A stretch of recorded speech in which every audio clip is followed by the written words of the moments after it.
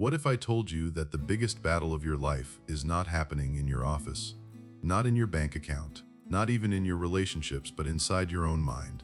Most people wake up, scroll their phone, rush to work, chase deadlines, pay bills, chase success, and never realize they are standing in the middle of an invisible war. A war between who they are and who they could become.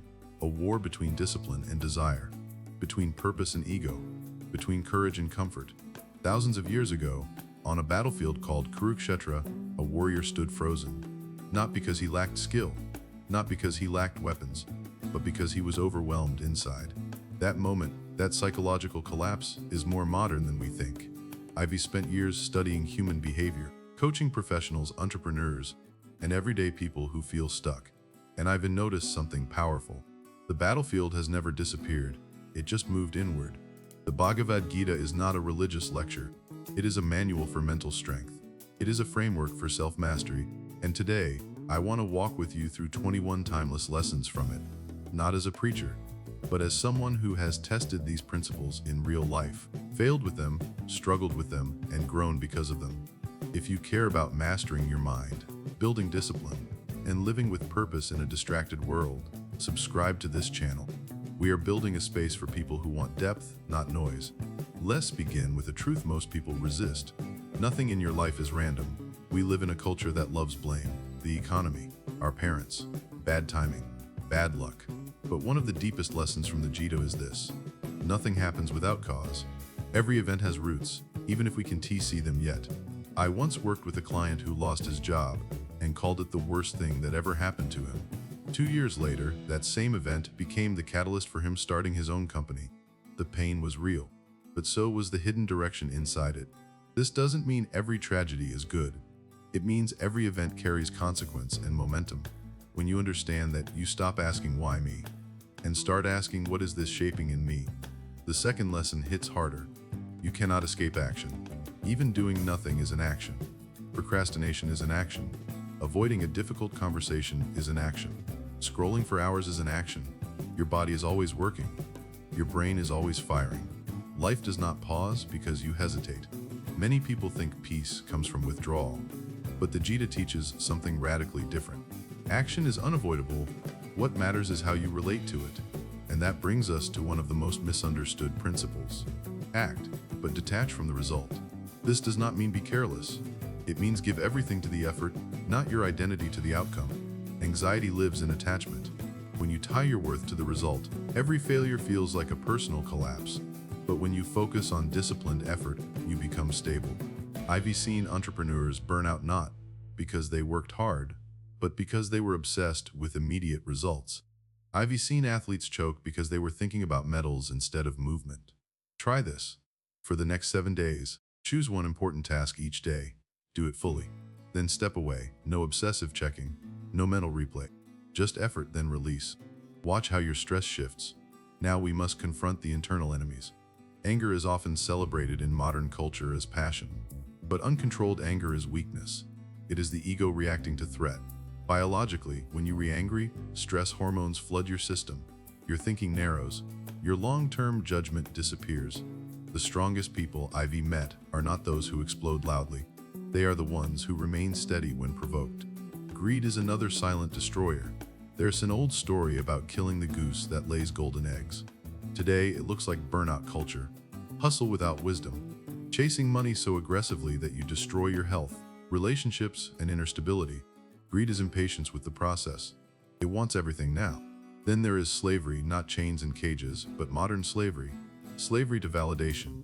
Slavery to likes and approval. Slavery to comfort. Slavery to the opinions of strangers. If your mood depends on someone else's approval, you are not free.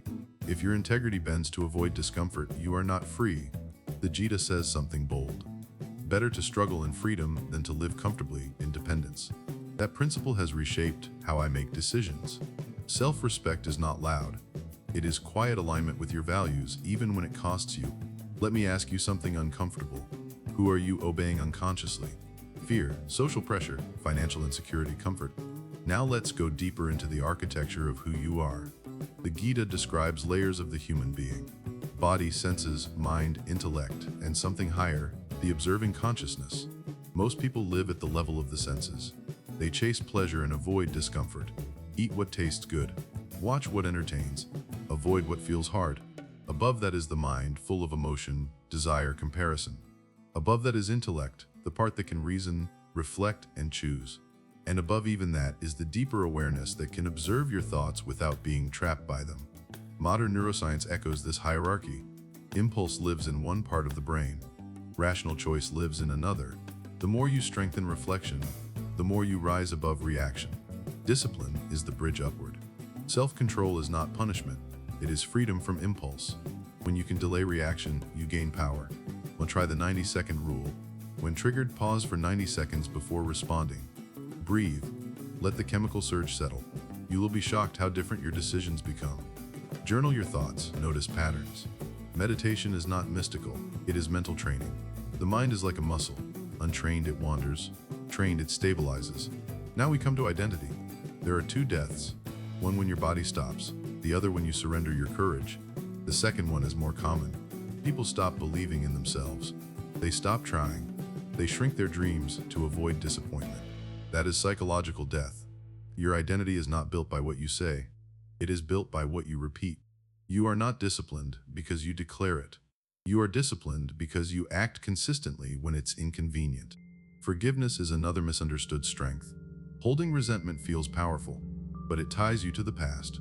Forgiveness is not approval of harm. It is release from its grip on you. Life moves in cycles. Success rises and falls. Emotions rise and fall. Nothing external is permanent. If you anchor your stability outside, you will constantly fluctuate.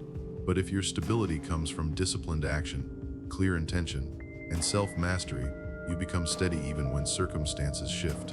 These 21 lessons can be distilled into 5 pillars. Act with purpose, detach from outcome, discipline your impulses, master your mind, and live aligned with something greater than ego. The battlefield never disappears. Every day you wake up, the war resumes. But now you know something powerful. You are not helpless inside it. You can choose which voice leads, the fearful one or the disciplined one, the impulsive one or the wise one, the ego or the higher self. And that choice, repeated daily, becomes destiny. If this message resonated with you, subscribe to this channel.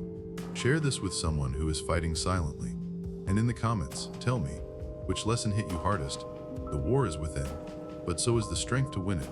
When you strip everything down, these 21 timeless lessons are not about ancient war, religion, or philosophy. They are about psychological maturity. They are about learning how to act without losing yourself, about striving without becoming enslaved by results, about feeling deeply without being ruled by emotion, about building strength without feeding ego. The Bhagavad Gita ultimately teaches one central truth.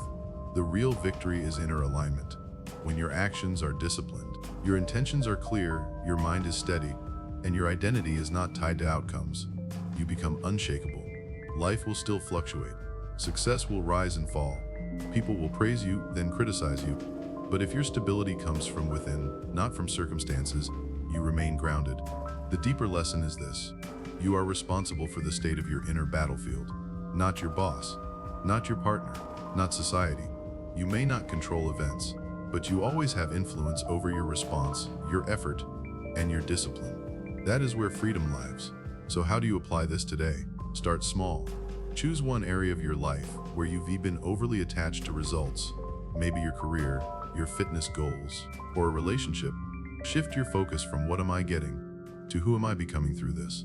Practice disciplined action without emotional overreaction. When triggered, pause. When tempted by shortcuts, step back. When discouraged, return to effort.